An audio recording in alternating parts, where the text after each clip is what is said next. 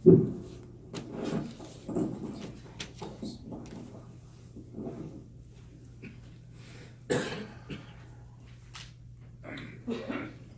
لله نحمده ونستعينه ونستغفره ونؤمن به ونتوكل عليه ونعوذ بالله من شرور أنفسنا ومن سيئات أعمالنا من يهده الله فلا مضل له ومن يضلل فلا هادي له وأشهد أن لا إله إلا الله وحده لا شريك له وأشهد أن محمدا عبده ورسوله أما بعد فأعوذ بالله من الشيطان الرجيم بسم اللہ الرحمن الرحیم صدق اللہ العظیم۔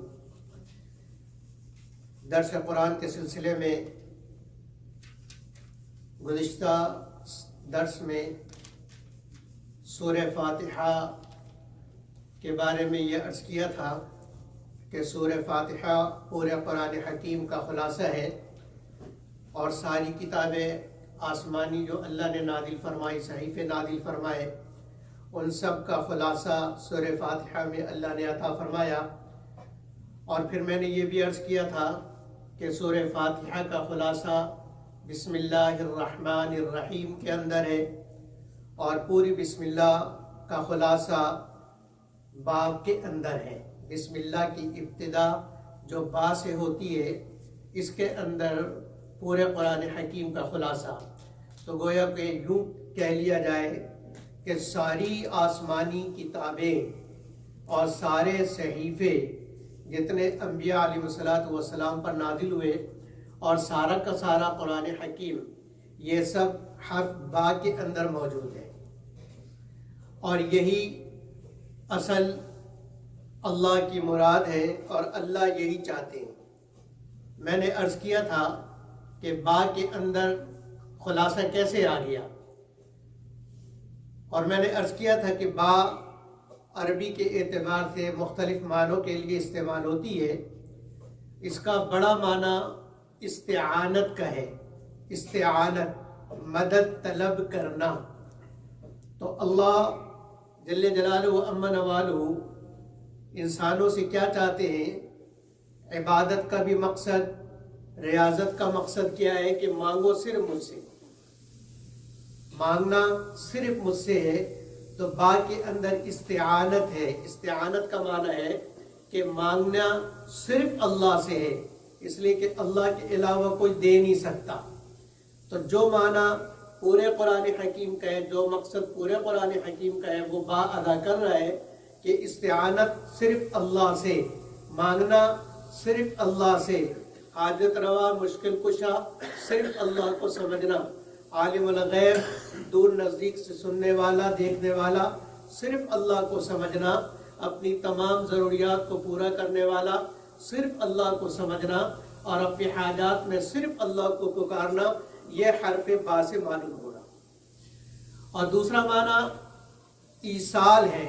با وصل کے لیے آتا ہے۔ وصل کا مطلب ہے دو چیزوں کو ملانا۔ تو سارے شریعتوں کا مطلوب اور مقصود کیا ہے کہ انسان کو اللہ سے ملایا جائے، انسان مخلوق کو خالق سے ملانا، یہ اصل دین کا اور انبیاء علیہ الصلوۃ والسلام کی ساری محنتوں کا، ریاضتوں کا، کوششوں کا، دعوتوں کا خلاصہ اور نچوڑ یہ ہے کہ تم اللہ سے مل لو، اس لیے کہ اللہ تمہارا خالق ہے۔ تو جو تمہارا خالق ہے تمہیں اس سے ملنا چاہیے اور اس کی فرما برداری کرنی چاہیے۔ تو یہ معنی چونکہ با کے اندر ہے، اس لیے علماء نے یہ لکھا ہے کہ یہاں اصل معنی ہوگا استعینوا باللہ الرحمن الرحیم، استعینوا باللہ الرحمن الرحیم، کہ تم مدد مانگو اس اللہ سے جو رحمان ہے اور رحیم ہے۔ اس کے مقابلے میں بت پرست مخالف کیوں ہو گئے تھے؟ اس لیے کہ وہ جانتے تھے کہ اس کے اندر کیا دعوت دی جا رہی ہے، کہ ہمیں اپنے سارے بتوں کو چھوڑنا پڑے گا، سارے بتوں کا انکار کرنا پڑے گا، سب کی خدائی کا انکار کرنا پڑے گا، کہ ہمیں مانگنا صرف اللہ سے اور تعلق صرف ایک اللہ سے کرنا پڑے گا۔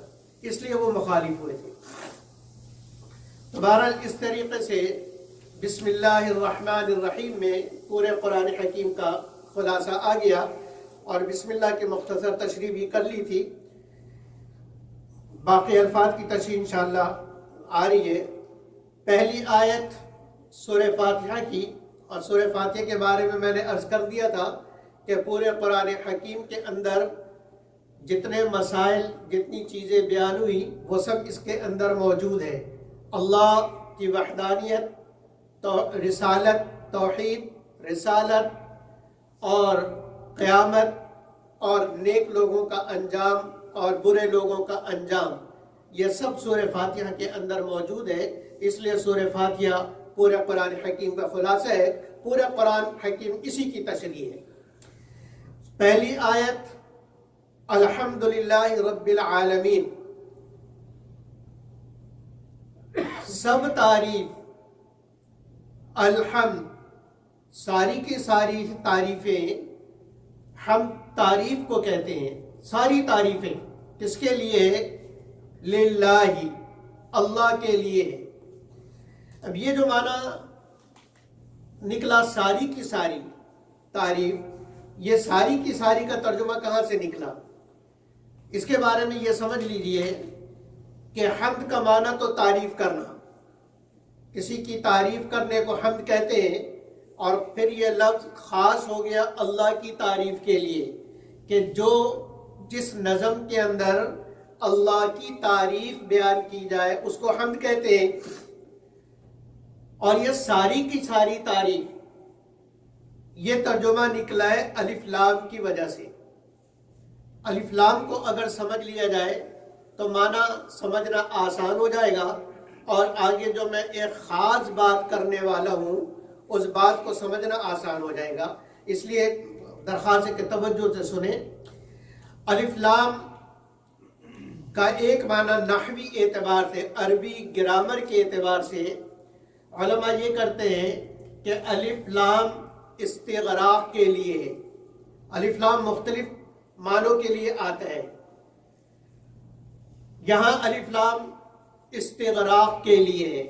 استغراق کا مطلب ہوتا ہے ساری چیزوں کو گھیر لینا، ساری چیزوں کو گھیر لینا، اور اس سے کوئی بھی چیز باہر نہ نکلے، اس کو استغراق کہتے ہیں.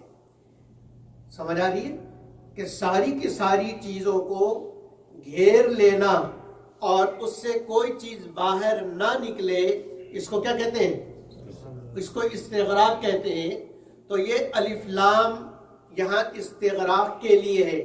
تو اب مطلب یہ ہوگا کہ ساری کی ساری تعریفیں، چاہے وہ تعریف کسی انسان کی ہو، چاہے وہ تعریف حیوان کی ہو، چاہے وہ تعریف کسی خوبصورتی کی ہو، چاہے وہ تعریف آسمان کے بلند ہونے کی ہو، چاہے وہ تعریف سمندر کے گہرے ہونے کی ہو، چاہے وہ تعریف بلند و بالا پہاڑ کی ہو رہی ہو، چاہے وہ تعریف پھولوں کی ہو رہی ہو، پھلوں کی ہو رہی ہو، زراعت کی ہو رہی ہو، کسی بھی چیز کی تعریف ہو رہی ہو، وہ اصل میں وہ تعریف اللہ کی ہے. انسان کی جو تعریف ہو رہی وہ تعریف اصل میں اس کی نہیں ہو رہی، اللہ کی ہو رہی ہے. کیوں؟ اس لیے کہ جو بناتا ہے، بنی ہوئی چیز کی تعریف کرنا اصل میں بنانے والے کی تعریف کرنا ہے. خوبصورت پینٹنگ ہے، حسین پینٹنگ، اب پینٹنگ کی اگر کوئی تعریف کرے کہ کتنی خوبصورت پینٹنگ ہے، کتنے خوبصورت اس میں رنگ ہے، اور اس کے اندر رنگوں کا امتزاج کتنا خوبصورت ہے، اور کتنا مناسب انداز میں اس کے اندر رنگ ڈالا گیا ہے اور اس پینٹنگ کو رنگا گیا ہے، اصل میں پینٹنگ کی تعریف نہیں ہو رہی ہے، اس کو پینٹ کرنے والے کی تعریف ہو رہی ہے کہ پینٹ کرنے والے نے کتنے حساب کتاب سے اور سوچ سمجھ کے رنگوں کا انتخاب کیا ہے اور سوچ سمجھ کے رنگ بھرا ہے. اصل میں پینٹر کی تعریف ہے. تو مخلوق میں سے جس کی بھی تعریف ہوگی، جس کی تعریف اس کے جس صفت پر ہوگی، کسی کی اگر تعریف ہو رہی کہ فلاں بڑا بہادر ہے، بڑا بہادر آدمی ہے، تو اصل میں تعریف اس آدمی کی نہیں، اس کو بہادری کی صفت دینے والے اللہ کی تعریف ہے کہ اس کو صفت کس نے دی بہادری کی؟ اللہ نے دی. کوئی بہت خوبصورت حسین ہے اس کے حسن کی تعریف اصل میں اللہ کی تعریف ہے، کیونکہ حسن اس کو اللہ نے دیا۔ اسی طریقے سے آپ چلتے چلے جائیے کہ جتنی بھی صفات ہیں، جن صفات پر تعریف ہوتی ہے مخلوق کی، وہ ساری کی ساری تعریفیں اصل میں خالق کی ہو رہی ہے، یعنی اللہ کی ہو رہی ہے۔ اس لیے کہا کہ ساری تعریف، چاہے تم تعریف کسی چیز کی بھی کر رہے ہو، اصل میں وہ تعریف اس کو بنانے والے خالق کی ہو رہی ہے۔ یہ معنی ہے الف لام کا۔ تو ساری کی ساری تعریف اللہ کے لیے ہے۔ یہ ساری کا سارا معنی کس سے آیا؟ الف لام کی وجہ سے آیا۔ جو الف لام ہے، اس کے اندر یہ سارا معنی چھپا ہوا ہے۔ لیکن اس معنی پر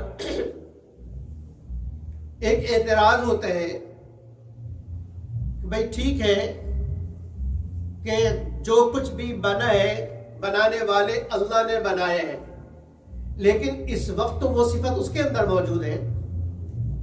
بہادر آدمی کی بہادری کی صفت دی اللہ نے، لیکن موجود تو اس کے اندر ہے۔ خوبصورت آدمی کی خوبصورتی کی صفت دی اللہ نے، لیکن ہے کس کے اندر؟ مخلوق کے اندر ہے۔ اسی طریقے سے بہت ساری صفتیں ہیں جو اللہ نے خود بیان کی ہے۔ نبی اکرم صلی اللہ علیہ وسلم کی صفات اللہ نے بیان کی، رؤوف، رحیم، بشیر، نذیر، داعی الی اللہ، سراجا منیرا، یہ ساری صفتیں نبی اکرم صلی اللہ علیہ وسلم کی خود اللہ نے بیان کی۔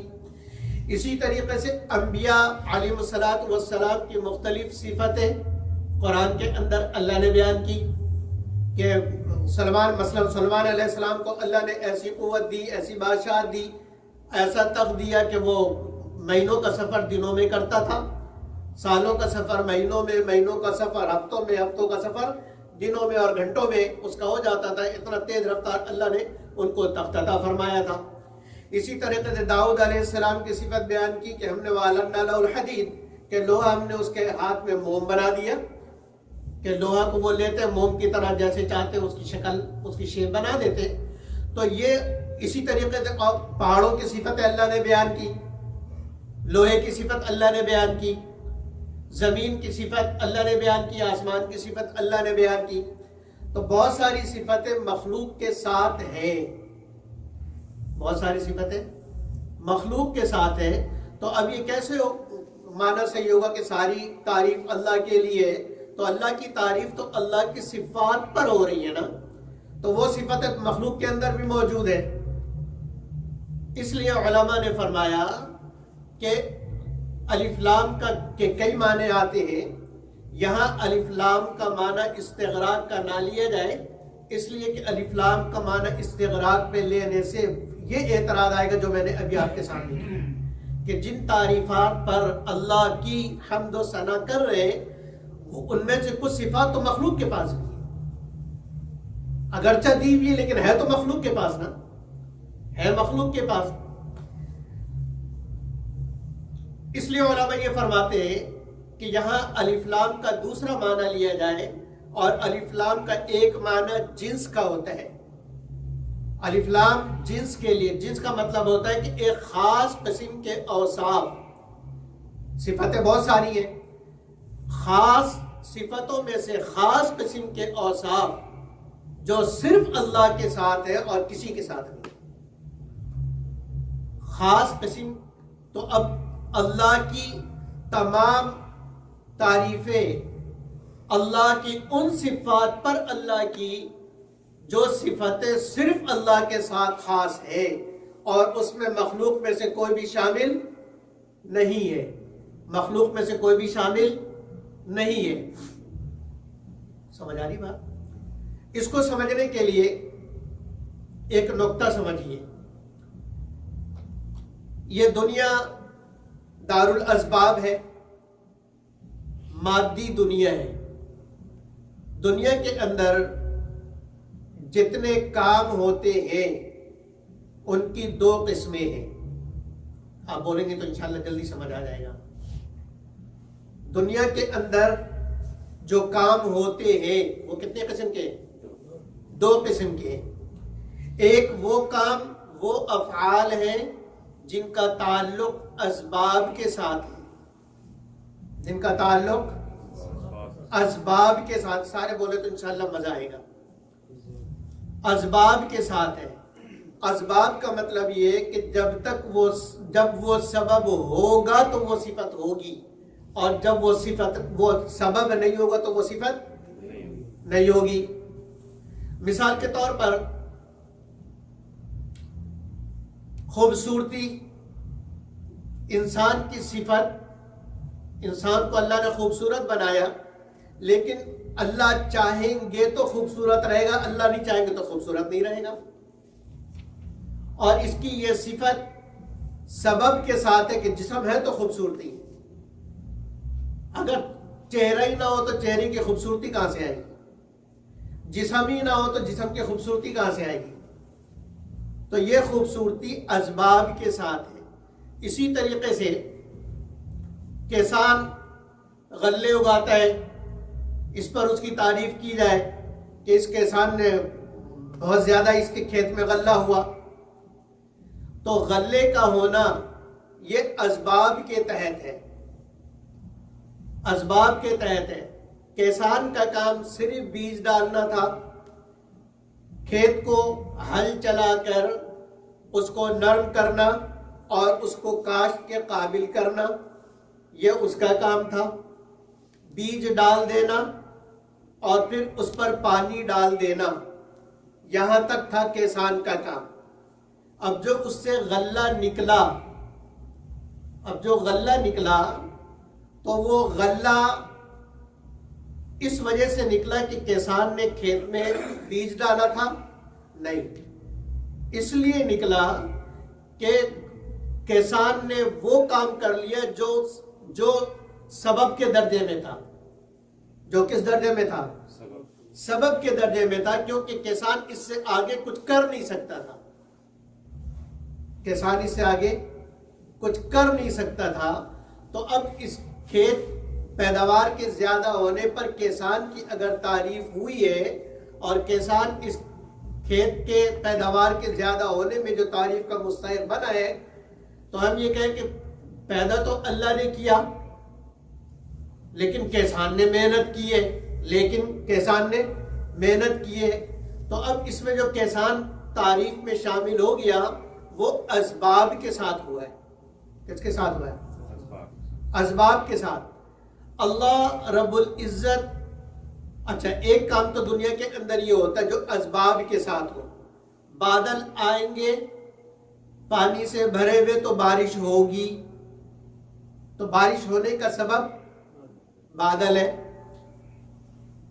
سورج نکلے گا، درمیان میں کوئی رکاوٹ نہیں ہوگی تو دھوپ ہوگی، پھر جتنا فضا صاف ہوگی اتنی سورج کی گرمی زمین پر پڑے گی۔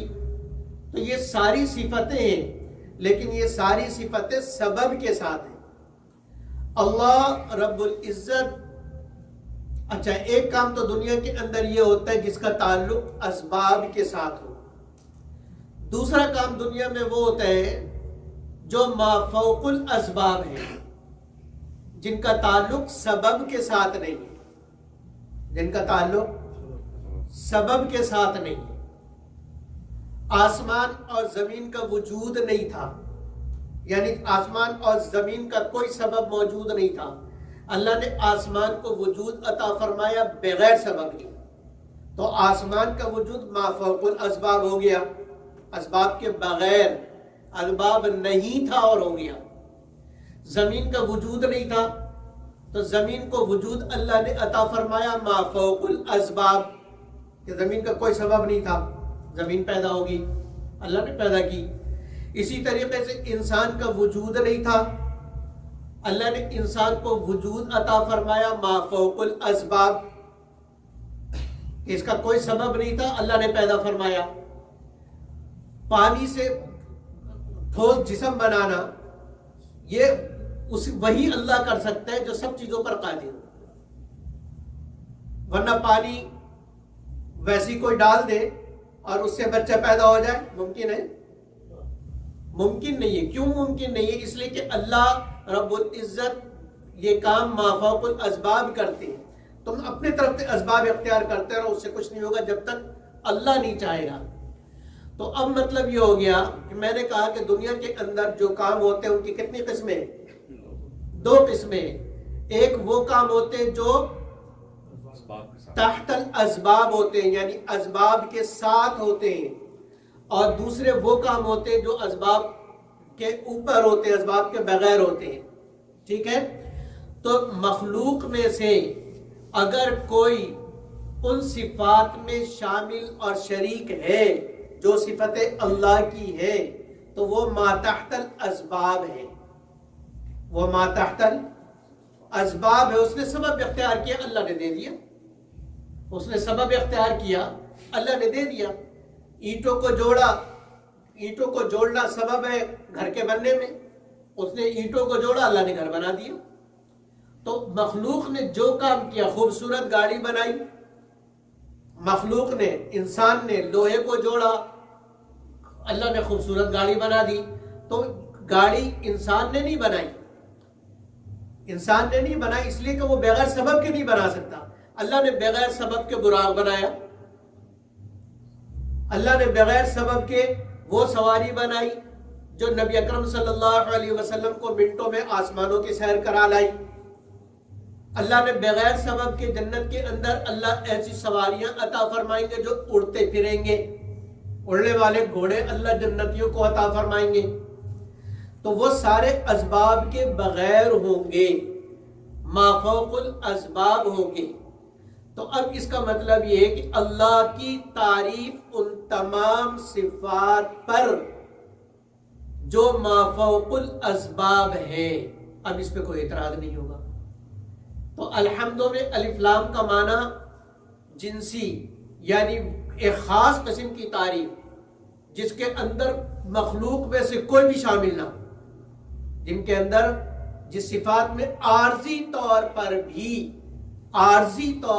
بھی مخلوق میں سے کوئی شامل نہ ہو، وہ اس وقت پیدا ہوگا جب الف لام استغراق کا نہیں بلکہ الف لام جنس کا معنی مراد لیا جائے کہ اللہ رب العزت کی تعریف ایسی صفات پر جو صفت ہے ہی صرف اللہ کی، جس صفت میں مخلوق میں سے کوئی بھی ذرہ برابر بھی شامل اور شریک نہیں ہے. سمجھ آ گئی؟ تو یہ معنی کس سے پیدا ہوا، کس سے نکلا؟ الف لام سے. تو اب الحمد تمام تعریفیں، تمام وہ ان صفتوں پر تعریفیں جس میں مخلوق میں سے کوئی بھی شامل نہیں ہے، وہ تمام تعریفیں ہیں صرف اللہ کے لیے. اب معنی ٹھیک ہو جائے گا. اب اس میں کوئی مخلوق میں سے کوئی بھی شامل نہیں ہوگا.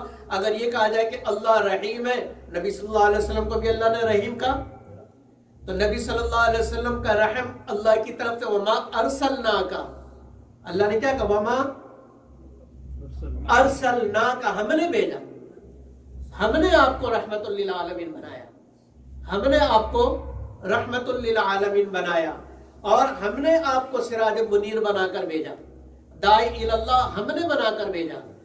تو وہ سارے کے ساری صفتیں اللہ کی ہیں.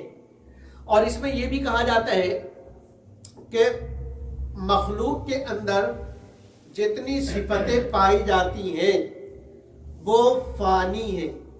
وہ کیسی ہیں؟ فانی ہے. ایک دوسری وہ عطائی ہے. عطائی ہے یعنی اللہ کی دی ہوئی ہے، ان کی ذاتی نہیں ہے، ان کی ذاتی نہیں ہے. دوسرے یہ کہ فانی ہے، جب تک وہ ہے ان کی وہ صفت ہے، جب ان کا انتقال ہو جائے دنیا سے چلے گئے صفت ان کی ختم. لیکن اللہ کی جو صفتیں ہیں وہ ازلی ہیں، وہ دائمی ہیں، وہ ہمیشہ سے ہے، اور وہ صفت کبھی بھی ختم نہیں ہوگی. جیسے اللہ کی ذات ہمیشہ کے لیے ہے اور ہمیشہ سے ہے اور ہمیشہ رہے گی، ایسی اللہ کی صفات بھی ہمیشہ سے ہے اور ہمیشہ اللہ کے ساتھ رہیں گی. یہ معنی ہے الحمد کا. آگے للہ، اللہ ہی کے لیے ہے. اللہ کا معنی کیا ہے؟ اللہ کا معنی ہے خالق، اللہ کا معنی ہے خالق، یہ اس کا صفتی معنی ہے۔ اللہ کا صفتی معنی کیا ہے؟ خالق۔ اب یہ صفت ایسی ہے جس میں اللہ کے ساتھ کوئی بھی شریک نہیں۔ خالق ہونا اللہ کی وہ صفت ہے کہ اس صفت میں کوئی بھی شریک نہیں ہے۔ اسی طریقے سے متصرف، اپنی مرضی سے کام کر سکے، یہ صفت اللہ کے علاوہ کسی کی نہیں۔ یہ صفت اللہ کے علاوہ کسی کی نہیں ہے، بل اللہ کے علاوہ جتنی بھی مخلوق ہے وہ ساری کی ساری مخلوق اللہ کی مرضی اور اللہ کے حکم کے تابع اور اللہ کے حکم کے محتاج ہے۔ لیکن اللہ کرنے کے لیے کسی کام کو، کسی چیز کو کرنے کے لیے نہ اللہ کسی کے حکم کا محتاج ہے، نہ اللہ کو کسی کی ضرورت ہے، کسی کی کوئی مدد کی ضرورت نہیں ہے۔ اور باقی جتنی بھی مخلوق ہے ان کے اندر جتنی بھی صفتیں ہیں، اپنی ان صفت کے لیے وہ اللہ کی مرضی کے محتاج ہیں۔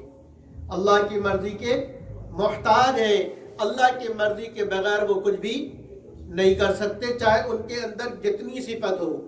سلیمان علیہ السلام کے پاس ایسا تخت موجود تھا، لیکن اللہ چاہتے تو وہ اڑتا تھا۔ اگر اللہ روک دے، إِن يَمْسَسْكَ اللَّهُ بِضُرٍّ فَلَا كَاشِفَ لَهُ إِلَّا هُوَ وَإِن يُرِدْكَ بِخَيْرٍ فَلَا رَادَّ لِفَضْلِهِ۔ اگر اللہ کسی پر برائی لائے، وَإِن يَمْسَسْكَ اللَّهُ بِضُرٍّ فَلَا كَاشِفَ لَهُ إِلَّا هُوَ، کہ اگر کسی پر کوئی تکلیف، کوئی مصیبت، کوئی پریشانی آ جائے تو اس پریشانی کو ختم کرنے والا کوئی بھی نہیں ہے الا ہو، صرف اللہ ہی ہے۔ وَإِن يُرِدْكَ بِخَيْرٍ، اور اگر اللہ کسی پر خیر لائے، فَلَا رَادَّ لِفَضْلِهِ، تو ساری دنیا مل کر بھی اس کو اس خیر سے محروم نہیں کر سکتی۔ تو اب یہ صفت صرف اللہ کی ہے۔ یہ صفت کس کی ہے؟ اللہ کی ہے۔ تو اللہ اس ذات کو کہتے ہیں جو خالق ہے، جو مختار ہے، جو متصرف ہے، جس کی مرضی کے سارے جس کی مرضی کے تابع ہوں، اس ذات کو اللہ کہتے ہیں۔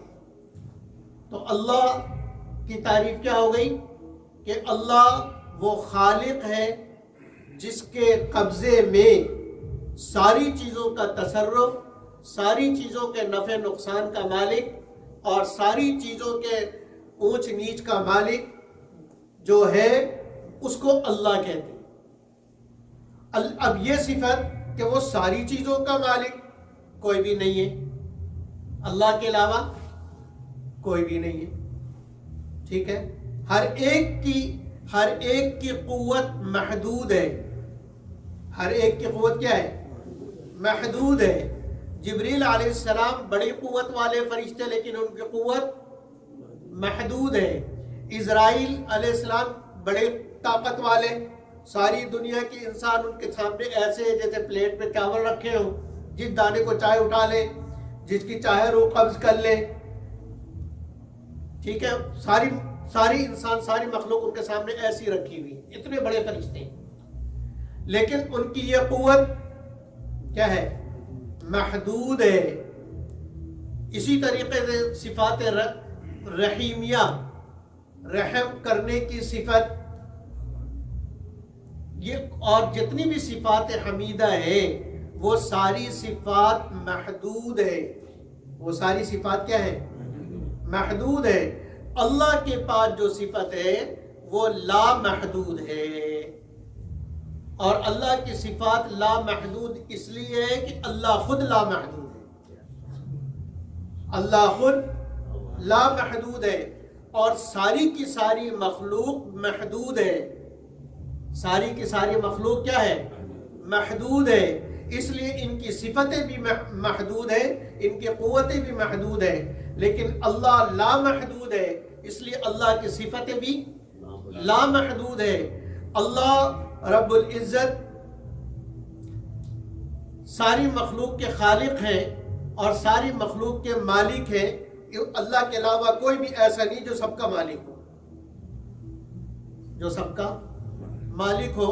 اس لیے فرمایا کہ وہ ایسی تمام تعریف ہے ہی صرف اللہ کے لیے جو مافوق الاسباب ہو، جو مافوق الاسباب ہو، اور اس تعریف کے اندر مخلوق میں سے کوئی بھی شامل اور شریک نہیں ہے. بعض حضرات نے یہ فرمایا کہ اللہ جس طرح وحدہ لا شریک ہے، اسی طرح اللہ ایسا نام ہے جو کسی سے نکلا نہیں ہے، جو کسی سے بنا نہیں ہے. یہ نام بھی جیسے اللہ کسی سے نہیں بنا، اللہ کو کسی نے پیدا نہیں کیا، ایسی اللہ کا نام بھی کسی اور لفظ سے نہیں بنا. مجازی طور پر علماء یہ فرماتے ہیں کہ عربی اعتبار سے دیکھا جائے، تعویل کی جائے تو یہ ہو سکتا ہے کہ یہ الہ یعلو سے بنا ہو. یہ لفظ کس سے بنا ہو؟ الہ یعلو الہن، الہ یعلو الہن، جس کا مطلب ہوتا ہے کہ ہر ایک اپنی تکلیف میں جس کو پکارے، ہر ایک اپنی تکلیف میں جس کو پکارے. الہ یعلو الہن کا مطلب یہ ہے. تو اس اعتبار سے بھی معنی ٹھیک ہے کہ مخلوق میں جتنی بھی مخلوق ہے، چاہے انسان ہو، چاہے چرند پرند درند ہو، وہ تکلیف میں اللہ ہی کو پکارتے ہیں. ان کی بولی ہمیں سمجھ میں نہ آئے لیکن وہ اللہ کو پکارتے ہیں. اسی لیے مخلوق کے بارے میں اللہ نے کیا کہا کہ وہ اللہ کی تسبیح پڑھتے ہیں لیکن تم نہیں جانتے. وہ اللہ کی تسبیح پڑھتے ہیں، تم نہیں جانتے. اور علماء نے عجیب بات لکھی ہے، نکتے کی بات یاد آ گئی کہ یہ سارے پرندے اللہ کی تسبیح جب تک پڑھتے رہتے ہیں محفوظ رہتے ہیں. اللہ کی تسبیح جب تک پڑھتے رہتے ہیں محفوظ رہتے ہیں. جیسے ہی ان پرندوں میں سے کوئی غافل ہوتا ہے فوراً شکار ہو جاتا ہے. جیسے غافل ہوا اسی وقت شکار ہو جاتا ہے یا اپنے سے بڑے پرندے سے مار کھا جاتا ہے. اسی طریقے سے درندے یہ سارے کے سارے اللہ کا ذکر کرتے ہیں، جیسے ہی ذکر سے غافل ہوتے شکار ہو جاتے.